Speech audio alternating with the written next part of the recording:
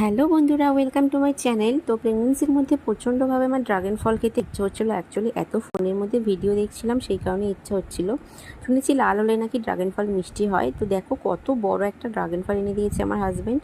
তো আর যারা যারা আমাকে বলেছিলে তোমার ছেলে হবে, তোমার মেয়ে হবে আমার আগের ভিডিওতে, তো খুব তাড়াতাড়ি আমার ডেলিভারি হবে আর তোমাদের সাথে খুব তাড়াতাড়ি আমি শেয়ার করবো আমার ছেলে হয়েছে না মেয়ে হয়েছে। তো ড্রাগন ফলটা কাটতে কাটতে বলে দিই, আমার খাওয়া মোস্ট ফালতু ফল হলো এটা। দেখতেই সুন্দর, মানে একদম বাজে খেতে, স্মেলটাও ভালো লাগে না। জানি না আমি প্রেগনেন্সির জন্য এটা আমার হয়েছে কিনা, তবে স্মেলও ভালো লাগেনি, খেতেও ভালো লাগেনি।